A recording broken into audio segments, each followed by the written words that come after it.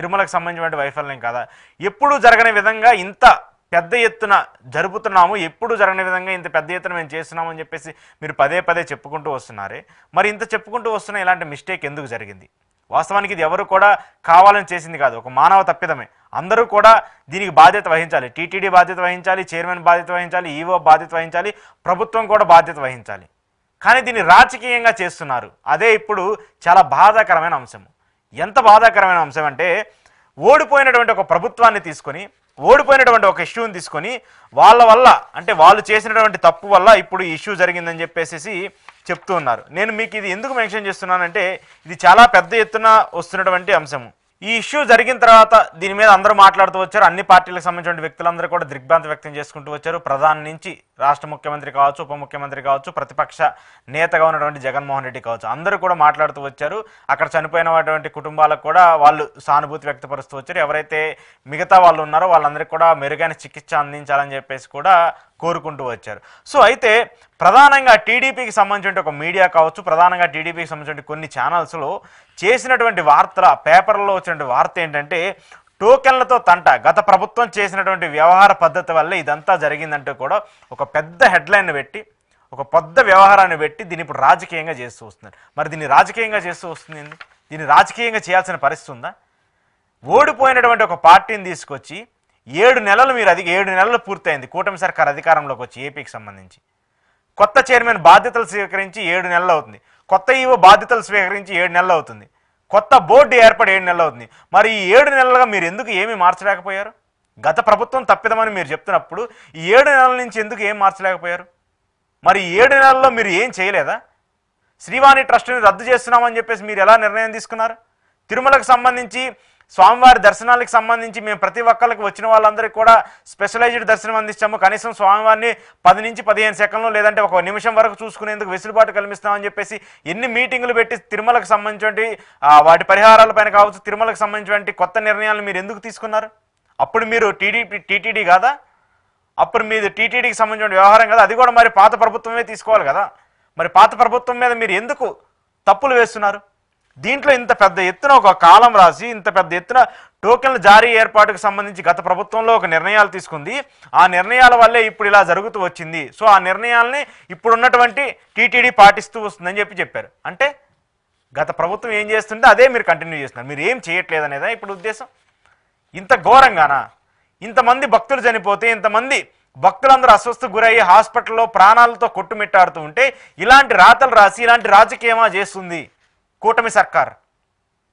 ఇంత ఇబ్బంది పడుతున్నారు ప్రజలు. ఇక మరోవైపు పొద్దున హాస్పిటల్కి వచ్చినటువంటి మంత్రులు కావచ్చు, హాస్పిటల్కి వచ్చినటువంటి హోంమంత్రి కావచ్చు, మిగతా మంత్రులు కావచ్చు, వాళ్ళందరూ వచ్చి టీటీడీ అనేది సపరేట్ ఎంటిటీ, టీటీడీ అనేది సపరేట్ బాడీ, సో దీన్ని దయచేసి ఎవరు రాజకీయం చేయొద్దని చెప్పేస్తూ ఉన్నారు. టీటీడీ సపరేట్ బాడీ అయినప్పుడు గతంలో లడ్డూలకు సంబంధించిన వ్యవహారం మీద ఎందుకు ఇంత పెద్ద ఎత్తున మాట్లాడుతూ వచ్చారు?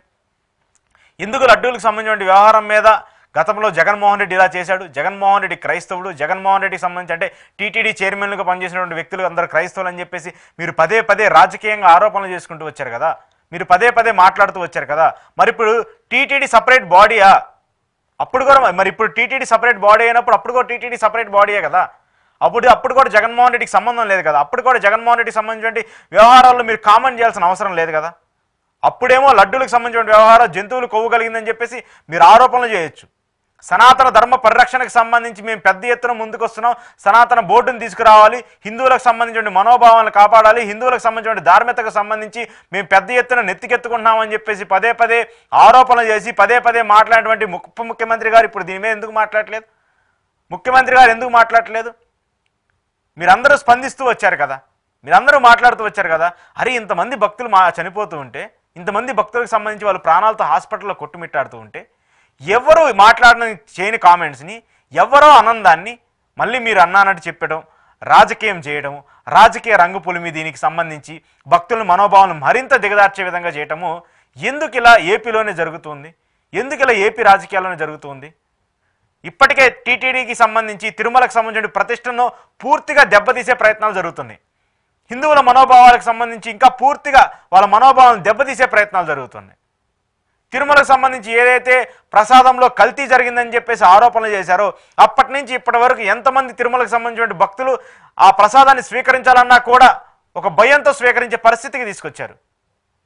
నిన్న వైకుంఠ సంబంధించి నిన్న స్వామివారి దర్శనానికి సంబంధించి టికెట్ల జారీలో అంతమంది జనం వస్తారు, ఇన్ని లక్షల మంది వస్తారని చెప్పేసి మీరే ఎస్టిమేషన్ వేసి మీరే అంచనా వేసి దానికి సంబంధించి సెక్యూరిటీ ఇలా ఉండాలి, దానికి సంబంధించిన వ్యవహారాలు ఇలా ఉండాలని చెప్పేసి ఒక బోర్డుతో మీటింగ్ పెట్టుకున్నప్పుడు మీరు దానికి సంబంధించి వాళ్ళకి సంబంధించిన సెక్యూరిటీకి సంబంధించి ఎందుకు చర్యలు తీసుకోలేకపోయారు? అదేమనంటే పోలీసులు మేము ఆల్రెడీ ఇన్ఫర్మేషన్ ఇచ్చాము, పోలీసులు సెక్యూరిటీ కల్పించడంలో విఫలమయ్యారని చెప్పేసి పోలీసుల మీద చెప్తూ ఉన్నారు. పోలీసుల మీద తోసేస్తే ఈ కార్యక్రమం పోతుందా? మరి టీటీడీ చైర్మన్గా ఉండి ఎందుకు, టీటీడీ ఈఓగా ఉండి ఎందుకు ప్రాబ్లము? ఒక పోలీసులే ఈ కార్యక్రమాన్ని నిర్వహిస్తూ ఉంటే మిగతా వాళ్ళందరూ ఏంటి ఎందుకు అనేది ఇప్పుడు మళ్ళీ ప్రశ్నగా తలెత్తూ ఉంది. సామాన్య భక్తులకు సంబంధించి ఇంత అంటే ఈ ఇష్యూకి సంబంధించి ఇంత పెద్ద ఎత్తున మాట్లాడుతూ వస్తున్నా కూడా దీన్ని రాజకీయంగా ఒక పార్టీ మాట్లాడుతుంది, దీన్ని రాజకీయంగా ఇంకో పార్టీ చేస్తుందని చెప్పేసి ఆరోపణలు చేస్తూ వస్తున్నారు.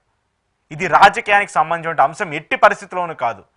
వైసీపీ అయినా, బీజేపీ అయినా, టీడీపీ అయినా, జనసేన అయినా, కాంగ్రెస్ అయినా, ఇంకోటైనా ఎవరైనా సరే ఇది రాజకీయానికి సంబంధించిన ప్రశ్నే కాదు, భక్తులకు సంబంధించిన ప్రశ్న, భక్తుల మనోభావాలకు సంబంధించిన ప్రశ్న. ఇంత దారుణంగా రాతలు రాస్తే, ఇంత దారుణంగా గత ప్రభుత్వం చేసినటువంటి టికెట్లకు సంబంధించిన వ్యవహారంలోనే ఇలా జరిగిందని చెప్పేసి ఇలా రాయటం ఎంతవరకు సమంజసంగా చూస్తూ ఉండాలి? ఎంతవరకు దీన్ని ప్రజలు యాక్సెప్ట్ చేసే పరిస్థితి ఉంటుంది? దీన్ని రాజకీయంగా మాట్లాడుతూ వస్తున్నారు కొంతమంది, కొన్ని పార్టీలు రాజకీయం చేస్తున్నాయని చెప్పేసి కూడా టీడీపీకి సంబంధించిన మంత్రులందరూ కూడా మాట్లాడుతున్నారు. నేను ఈ మాట అనొచ్చు అనకూడదో తెలియదు, కానీ గత ప్రభుత్వానికి సంబంధించి అంటే రాజశేఖర రెడ్డి గారు ఉన్నప్పుడు ఆయన తిరుమలకు వెళ్ళిన ప్రతిసారి కావచ్చు, లేదంటే జగన్మోహన్ రెడ్డి తిరుమలకు వెళ్ళిన ప్రతిసారి కావచ్చు, రాజశేఖర రెడ్డి ఉన్నప్పుడు 7 కొండల్ని 2 కొండలు చేస్తున్నాడు, లేదంటే హిందుత్వాన్ని దెబ్బతీసే విధంగా అక్కడ అన్నమత ప్రచారాలు చేస్తున్నారని చెప్పేసి అప్పుడు అన్నారు. జగన్మోహన్ రెడ్డికి సంబంధించి ఆయన 5 ఏళ్ల పాటు ముఖ్యమంత్రిగా ఉన్నప్పుడు అక్కడ టీటీడీకి సంబంధించి చైర్మన్లుగా పనిచేసినటువంటి వైవి సుబ్బారెడ్డి గారు కావచ్చు, భూమన కరుణాకర్ రెడ్డి గారు కావచ్చు, వాళ్ళిద్దరికి సంబంధించి కూడా వాళ్ళు అన్యమతస్తులు, అలాంటి వాళ్ళకి టీటీడీ చైర్మన్ పదవులు ఇచ్చారని చెప్పేసి మీరు పదే మాట్లాడారే. మరి అప్పుడు ఇలాంటి ఘటనలు ఎందుకు జరగలేదు, ఇప్పుడు ఎందుకు జరిగినాయి? గతంలో 5 ఏళ్ల పాటు కూడా స్వామివారికి సంబంధించిన బ్రహ్మోత్సవాలు జరిగాయి కదా, స్వామివారికి సంబంధించిన వైకుంఠ ఏకాదశి సంబంధించిన అక్కడ బ్రహ్మోత్సవాలు జరిగాయి కదా, మరి అప్పుడు ఎందుకు జరగలేదు? ఇప్పుడు ఈ ఏడాదిలోనే ఎందుకు జరిగింది? మరి ఇప్పుడు కావాలని మీరు తప్పు చేశారని చెప్పేసి చెప్పొచ్చా? లేదంటే ఇది కావాలని కుట్రపూరితంగా జరిగిందని చెప్పొచ్చా? కాదు కదా, ఎవరు కావాలని చేయలేదు కదా. మరి ఒక మానవ తప్పిదాన్ని ఒక రాజకీయ తప్పిదంగా మీరు ఎలా క్రియేట్ చేస్తారు? ఒక పార్టీ చేసిందనో, లేదంటే ఒక పార్టీకి సంబంధించి వాళ్ళు గతంలో తీసుకొచ్చినటువంటి నిర్ణయాల వల్లే జరిగిందనో మీరు ఎలా చెప్తారు? ఇది కూడా అవాస్తవమే కదా. దీన్ని కూడా ఇప్పుడు రాజకీయ రంగు పులుముతుంది ఎవరు? రాజకీయంగా మాట్లాడుతూ ఉంది ఎవరు? పోలీసులకు సంబంధించిన సెక్యూరిటీ ఎందుకు కల్పించలేకపోయారు? హోంమంత్రిగా దీనికి సంబంధించి ఎందుకు మాట్లాడలేకపోతున్నారు?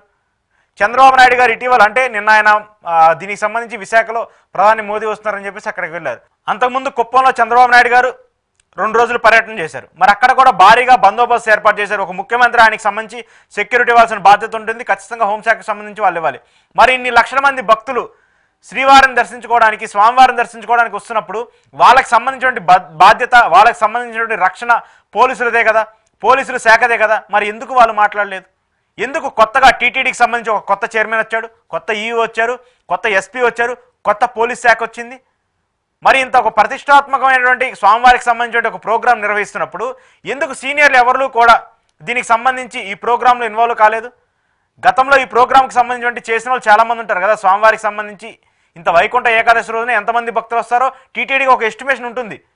గత సంవత్సరం ఎంతమంది వచ్చారు, అంతకుముందు ఎంతమంది వచ్చారు, మనం దానికి సంబంధించి ఎలాంటి అరేంజ్మెంట్స్ చేయాలి, ఎలాంటి సెక్యూరిటీ కల్పించాలి, వాళ్ళు ఇబ్బంది పడకుండా ఎలాంటి నిర్ణయాలు తీసుకున్నారని చెప్పేసి గతంలో చేశారు కదా. వాళ్ళందరినీ ఈ టీంలోకి తీసుకొని మీరు ఇలా చేయండి, ఈసారి గతంలో 1,00,000 మంది వస్తే ఈసారి 2 లక్షల మంది వచ్చే అవకాశం ఉంటుంది, దానికి సంబంధించి టోకెన్లు ఇలా జారీ చేయండి, టికెట్లు ఇలా జారీ చేయండి అని చెప్పేసి ఎందుకు చెప్పలేకపోయారు? మరి ఇది టీటీడీ విఫలం అనుకోవాలా, చైర్మన్ గారు విఫలం అనుకోవాలా, ఈఓ గారు విఫలం అనుకోవాలా? తప్పులు అందరూ చేశారు. దీనికి సంబంధించి ఒక వ్యక్తికి సంబంధించింది కాదు, ఈ శాఖకు సంబంధించి అంటే ఏదైతే నిన్న జరిగినటువంటి ఘటన ఉందో అది ప్రతి శాఖ ఇన్వాల్వ్మెంట్ ఉంది.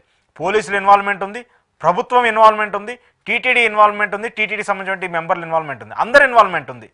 కానీ జరిగినటువంటి తప్పుని సమర్థించుకుంటూ, జరిగినటువంటి తప్పుని గత ప్రభుత్వం ఏదో చేసింది, వాళ్ళు టికెట్ల జారీ వ్యవహారంలో ఇలాంటి నిర్ణయాలు తీసుకున్నారు, అందుకోసమని ఇలాంటి సంఘటనలు జరిగాయని చెప్పేసి తప్పుడు రాతలు రాస్తూనో, లేదంటే తప్పుగా మాట్లాడుతూ వస్తూనో, లేదంటే తప్పుగా దీని మీద సోషల్ మీడియాలో ప్రచారం చేస్తూ వస్తుంటే చాలా చండాలంగా ఉంటుంది. చూసేటువంటి భక్తులకు కూడా చాలా ఇబ్బందికరంగా కనిపిస్తుంది.